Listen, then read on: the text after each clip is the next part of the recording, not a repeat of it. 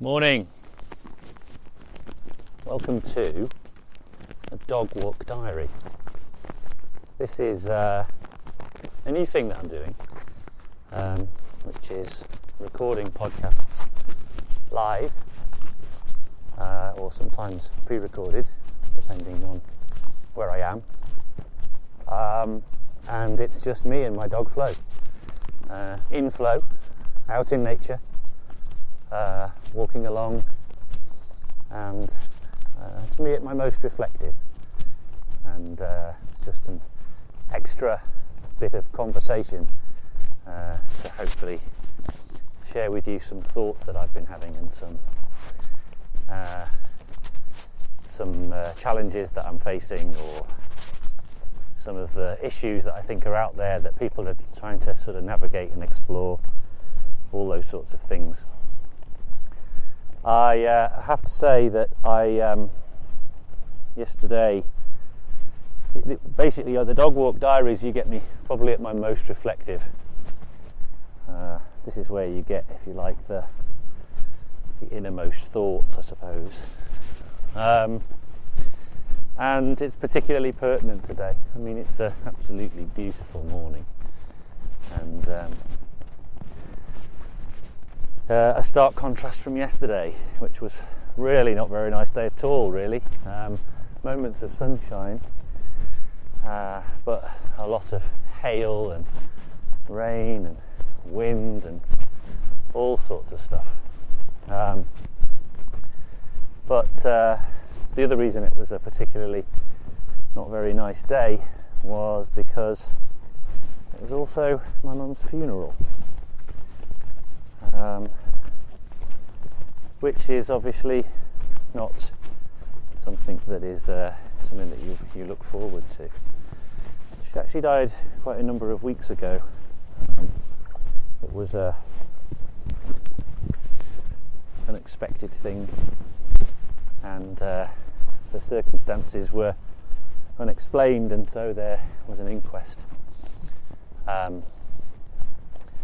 And it took a long time to happen, so the funeral took some time. So obviously you have quite a long time to think about it and prepare. But anyway, so don't start switching off already if you're thinking that this is going to just be a doom and gloom scenario, because it's not about that really.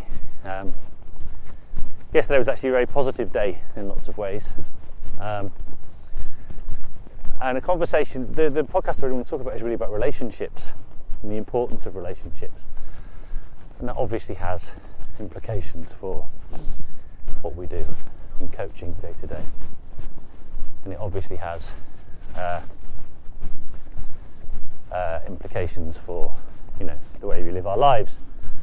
But in particular, yesterday I sort of gave a tribute to my mum at the funeral, which was, I don't mind telling you, was probably one of the hardest things I've done. I started by saying in the tribute that my mum was really into amateur dramatics, which is probably one of the reasons I'm such a show-off.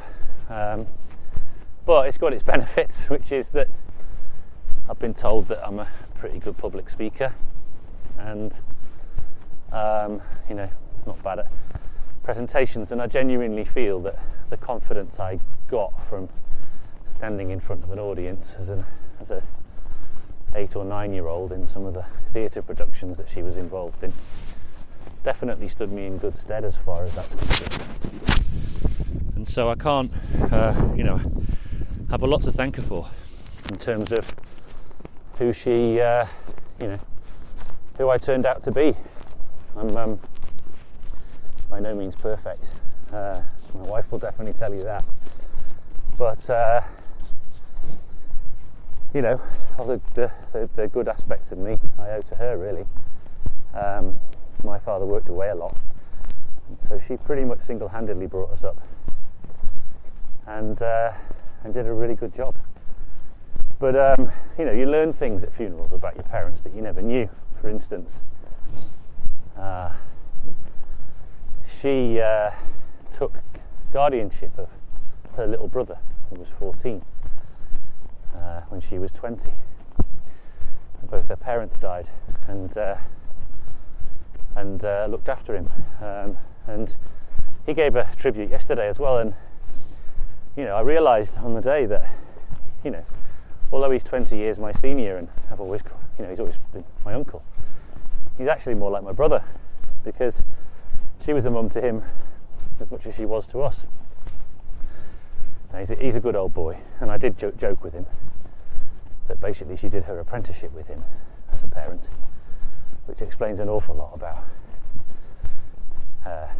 how she parented us, because she was quite tough with us. She was pretty she had high standards, and she was no nonsense. She was a little woman, but she was a force to be reckoned with.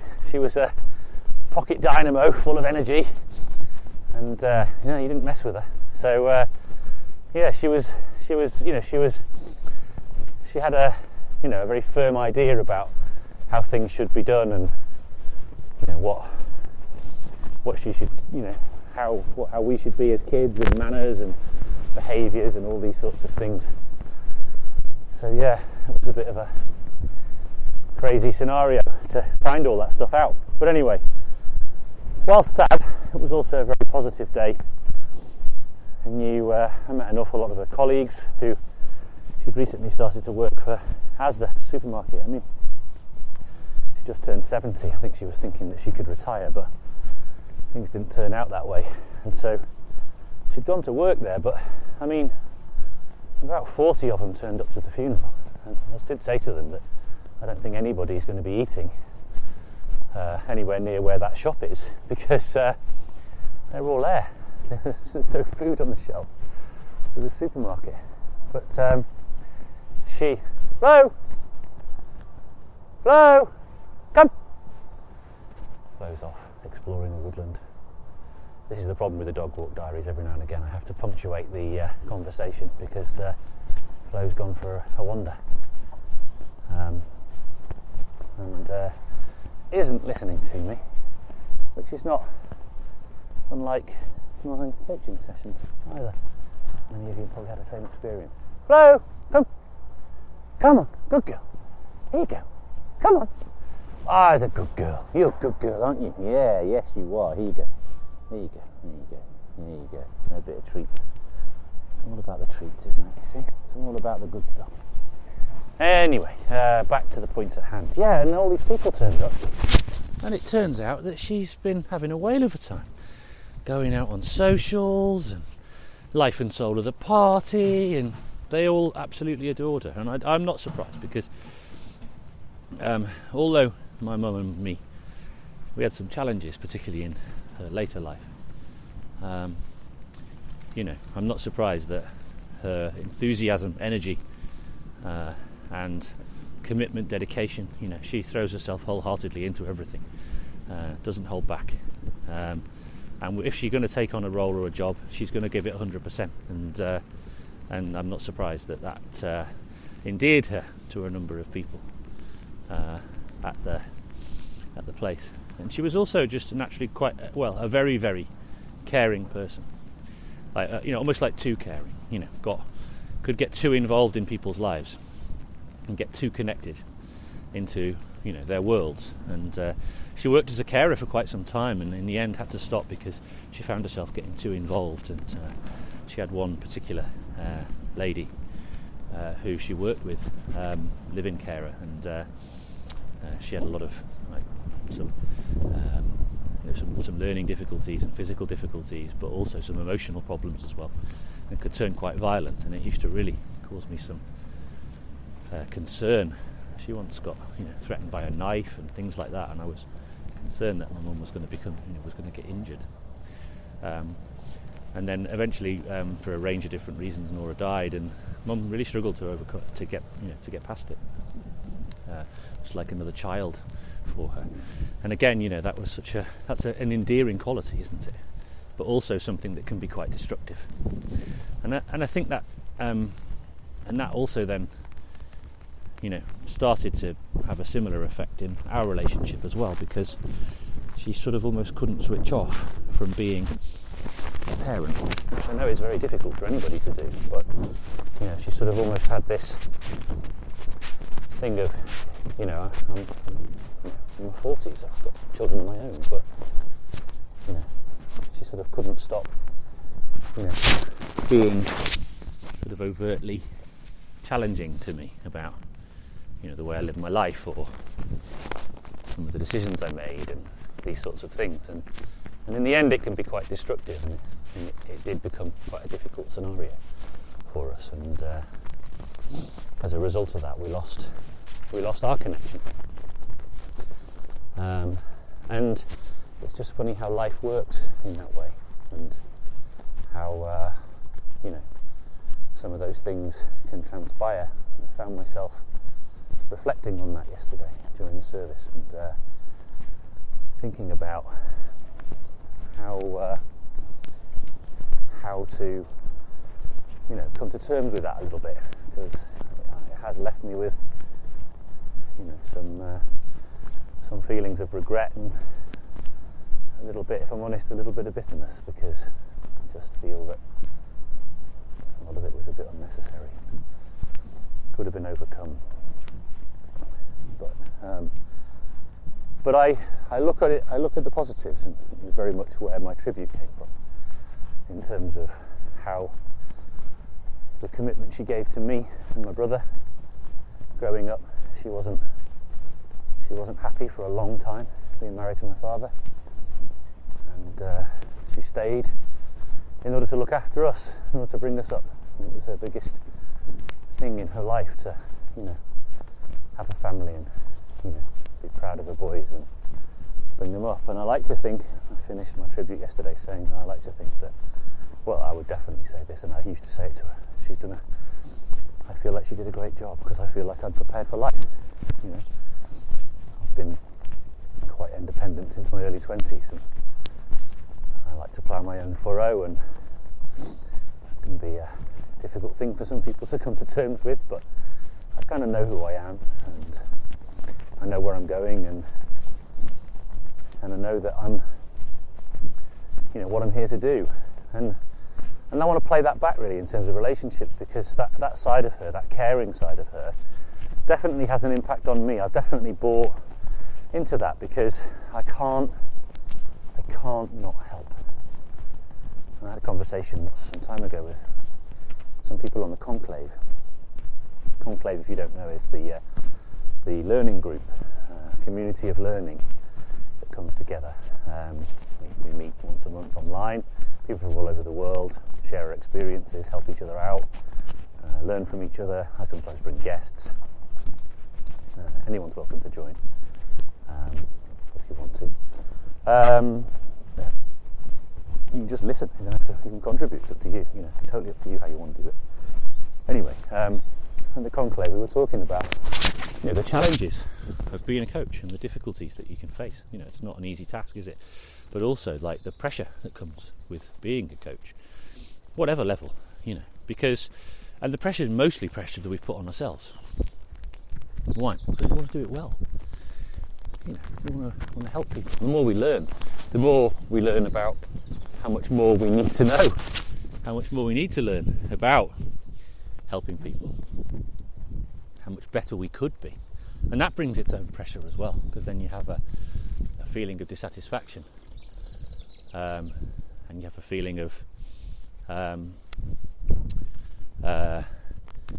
you get that sense of that you could be a whole lot better, and that becomes quite difficult, and it can become quite demoralising, and it can affect your mental health, and it can affect your self-belief and your self-esteem. And these are challenges that we all face, and I think that's why it's important that coaches are given a space to learn from each other and to be able to talk about stuff that's the sort of off-pitch stuff, the stuff that we never talk about, but the stuff that really affects how well we can do what we need to do. So I genuinely believe that that's really important. My mum's definitely put that into me. I care. I want to help. Part of the reason I do this is because I'm hoping that it will help some people. Part of what I do for a living is all about helping others. In my day-to-day life, I volunteer and I help out. In clubs, a number of clubs, and if somebody asks for my help, I very rarely turn it down. If people contact me from a podcast, asking for help. Very rarely do I say, I can't help you, I'm afraid. And that sometimes comes to my own detriment. And it comes to the detriment of some of the people around me. Sometimes I have very difficult conversations with my wife because I'm not present. I'm so busy giving my best to everybody else that I'm forgetting the people closest to me. By the way, that's not to say that you can't reach out to me, because I very much appreciate people doing that. It's just more sharing with you some of the challenges that we face and we have to come to terms with. And so I always check in with myself, and I'm very fortunate that I've got some excellent mentors around me who help me. And I also have communities of learning that I can tap into as well, where I can share these experiences, and they are so powerful. So my recommendation to anybody who is in the caring profession, and I do believe that coaching is a caring profession. If you're in the caring profession of any kind, but certainly if you're in our world, just because you don't get this kind of support, that find somebody or find a group, create a group, help each other. Mine exists, but there's lots of others, and there's lots more coming. And part of what I do is to create these kinds of informal learning groups, because I just know how powerful they can be, and how important they are to help people come to terms with their day-to-day issues and day-to-day challenges. So anyways, thank you for listening. Flo's been having a wonderful time. See, I've been neglecting her while recording the podcast, but she's had a great time. Just found a pheasant then, but the pheasant escaped, which was good. Flo, come here. Good girl. Here you go. Good girl. That's a good girl. Well done. Good girl. That is a good girl. There you go. So thank you for listening. Thank you for allowing me to share with you a little bit of a cathartic episode there. I do appreciate it, and I hope it may have hopefully connected with you. I suppose the final thing I just want to leave you with is just don't ever forget those people closest to you, because it matters. And you might think you've got time. I thought I had time, and I didn't, as it turns out. And so now I have to sort of come to terms with that a little bit, but hey, it is one of those things. My point being is absolutely care as hard as you can for everybody around you, everybody in your community, and I know that you will, because you wouldn't be listening to this show if you didn't. Definitely care, but don't care for everybody so much that you fail to care as much as you should for those closest. Anyway, that's me signing off for another Dog Walk Diary, and hopefully hope to see you again in a few weeks' time whenever I put another one out. In the meantime, I hope your coaching goes well, and also don't forget to look out for some of the learning events that are coming up in the future. There's one coming up in April, Stuart's Melville College up in Edinburgh. Details are available. Check out Stuart Melville College on Google, Talent Equation Live, and you'll find the booking page. They're on Twitter. I'm retweeting them pretty regularly, so you'll probably find them there. Please come and join us, because we will certainly be discussing some topics similar to this, but also getting out on the pitch as well. So, we're going to touch on the stuff that's off pitch as well as the stuff that's on pitch. We're going to get, we've got professional basketball represented. We've got myself with the hockey and the cricket. We've got Ed, who's coming with his absolute box of tricks of coaching skills, doing a load of different things in a range of different sports. Come and join us. And also stay tuned and keep your eyes peeled for an event coming up, Pocklington School, that I'm doing with my events partner, Sudamerica Coaching, the great Juan Gonzalez Mendia, fantastic guy, puts on amazing events. I'm not sadly going to be at this one, but brilliant lineup of speakers as well, including the intrepid Richard Cheetham, Coach Developer of the Year last year, and Nick Levett from UK Coaching and the FA. He's got a wealth of knowledge, and if you haven't heard him before, then you definitely shouldn't miss it.